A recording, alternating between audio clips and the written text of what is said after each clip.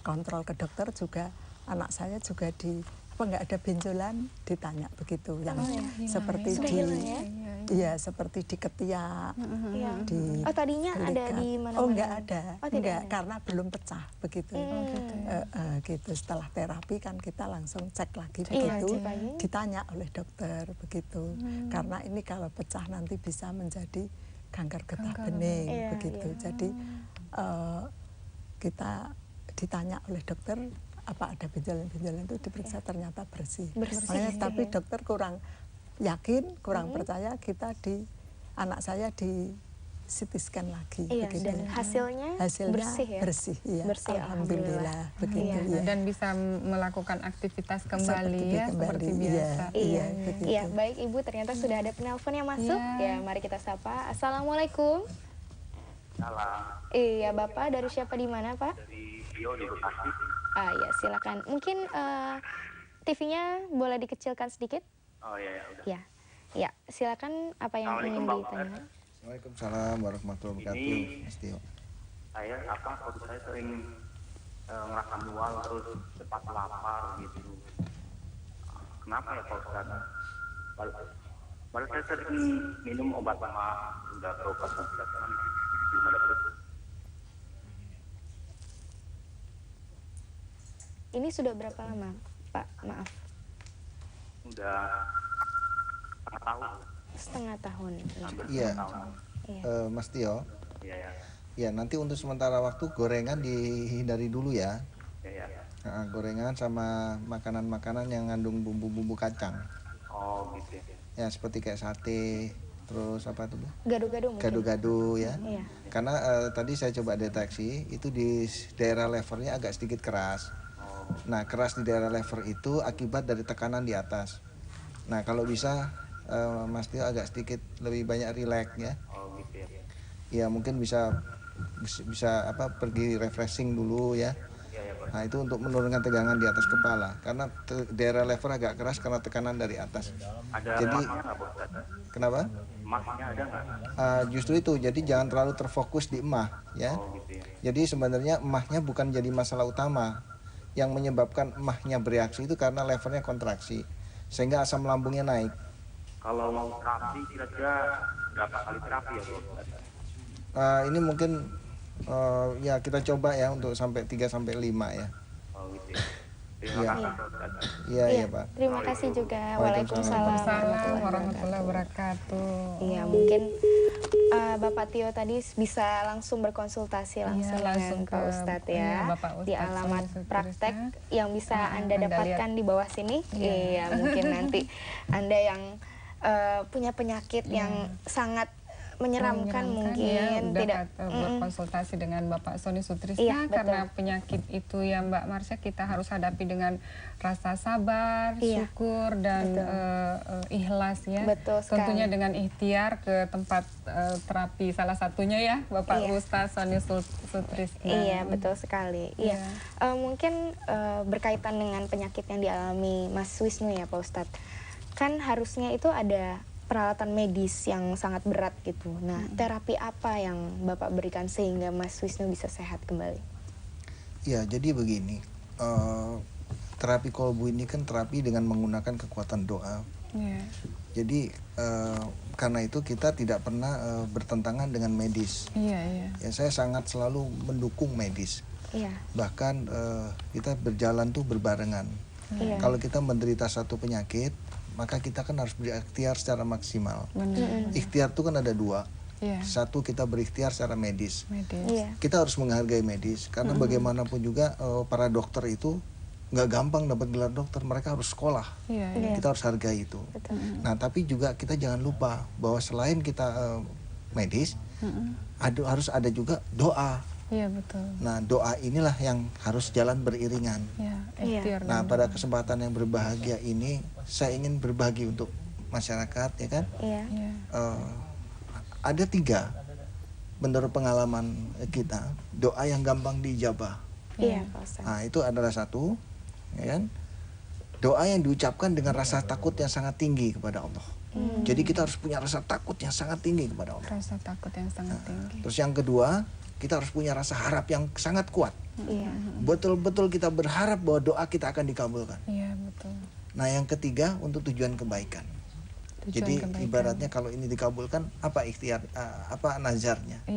Nah, 3 rangkuman ini biasanya kalau ini digabung menjadi satu, insya Allah doa kita gampang dijawab. Nah, jadi medis dan doa sebaiknya jalan beriringan ya Pak Ustadz. Baiklah, mungkin ada sedikit informasi buat pemirsa yang ada di rumah. Bagi Anda yang ingin membaca buku karangan dari Pak Ustadz Sony Sutrisna, dapat Anda beli di toko-toko buku di seluruh Indonesia. Baiklah, nanti kita akan berlanjut lagi. Dan bagi Anda yang ingin telepon interaktif, nanti bisa hubungi di 5155 111. Namun sebelumnya kita mau lihat yang mau lewat berikut ini.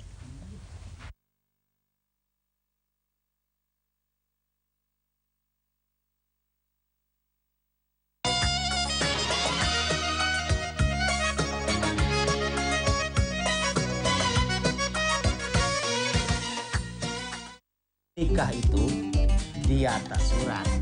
Nah, kalau kawin di atas mana aja, yang penting suka sama suka. Hari gini masih demo. Sebentar dikeluarkan. Sudah naik taksi sekarang masih demo. Itu bemo. Nggak boleh emosi, menyingkapinya harus bijak. Maghrib 3 rakaat malah 5 rakaat. Ditambahin biar pahalanya banyak. Nggak boleh Pak ya? Nggak boleh begitu. Nggak boleh. Jangan kemana-mana, tetap bijak. Bicara sama jarak, ya kan?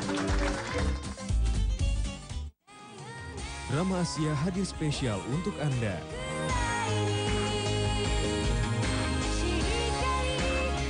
Menemani Anda lebih lama.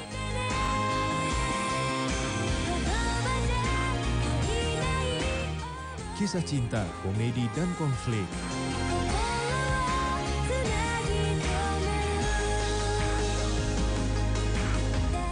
Saksikan kisah drama Asia terbaik hanya di JAK TV. Rangkuman berita sepanjang hari. Unjuk rasa ini menuntut hasil rekomendasi Pansus Hak Angket Senturi atas hilangnya uang negara sebesar 6,7. Temukan 4 dari 10 rumah tangga miskin ternyata memiliki pengeluaran untuk rokok terbanyak. Dikemas padat dan bermanfaat. Hujan deras disertai angin kencang mengakibatkan beberapa pohon tumbang. Di lokasi ini kemacetan semakin parah karena kendaraan tertahan. Pemberian fasilitas bagi pesepeda merupakan bentuk dukungan bagi pemerintah DKI Jakarta. Alternatif pilihan masyarakat Jakarta. Jakarta Malam, live hanya di JAK TV.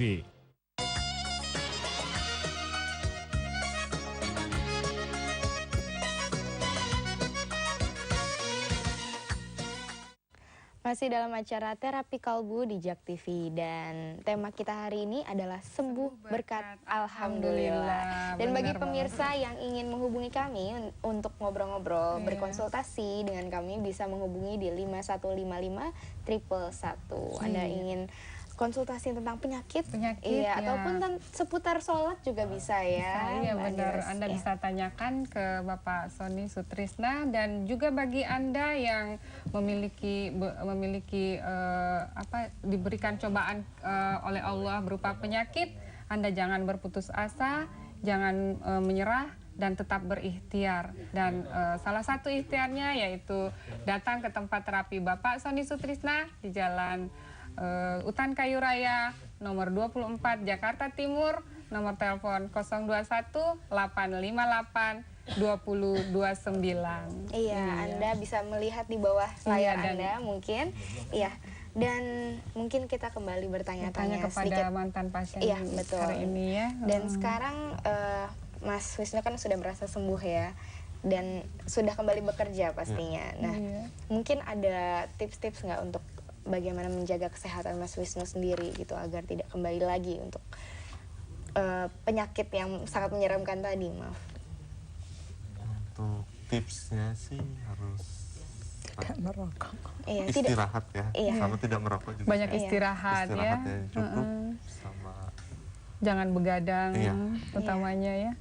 Terus menunaikan ibadah aja ya. Mendekatkan diri kepada Allah, karena Allah juga lah yang menyembuhkan semuanya. Betul. Allah yang memberi penyakit, Allah juga yang menyembuhkan kita. Sama seperti tadi apa yang dikatakan Pak Ustadz ya. Sony Sutrisna ya. Iya benar. Mengenai hamdalah lagi ya Pak Ustadz. Apakah kita dalam sehari-hari kan setelah kita bangun tidur gitu, bacaannya adalah hamdalah juga di awal. Nah, itu kadang-kadang orang suka lupa Pak Ustadz.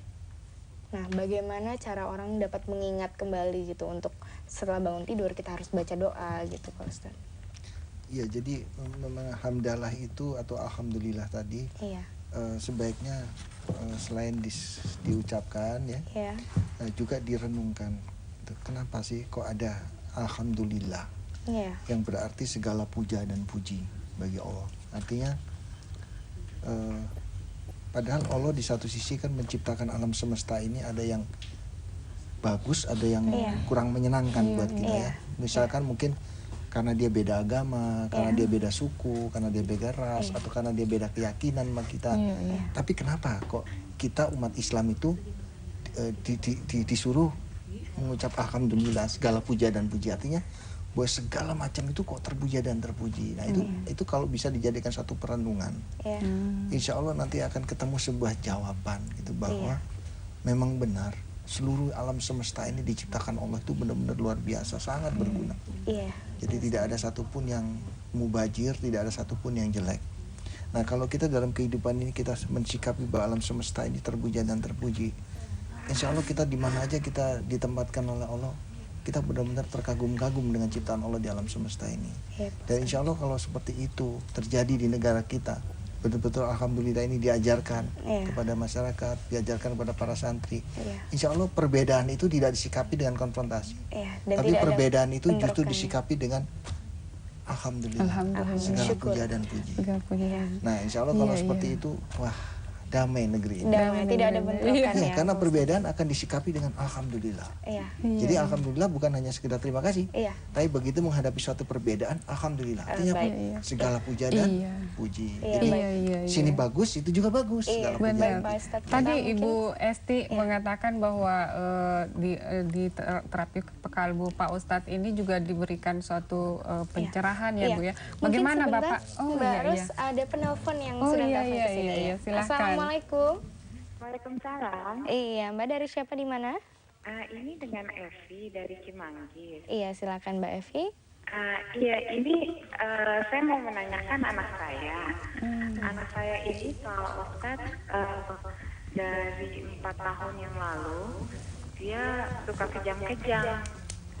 Jadi setiap dia rasa kecapean atau stres, dia tuh nggak bisa menahan kantuknya. Tiba-tiba dia tertidur, nah 5 menit kemudian tiba-tiba dia sudah kejang. Tapi kejangnya itu seperti kayak orang stroke gitu, kayak ketarik ke sebelah kanan gitu.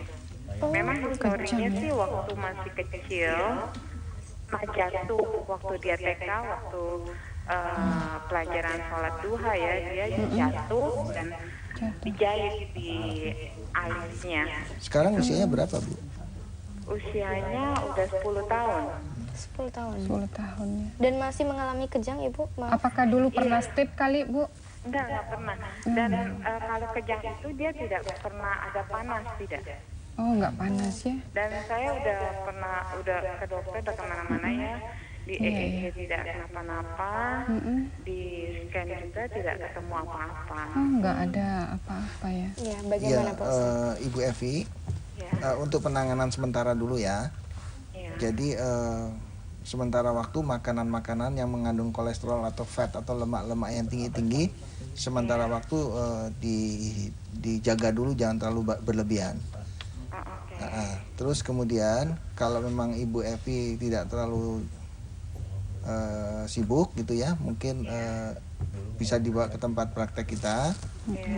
Karena memang kalau seperti itu biasanya ada sedikit penyumbatan ya, tapi bukan penyumbatan lah, saya katakan sedikit penyempitan ya.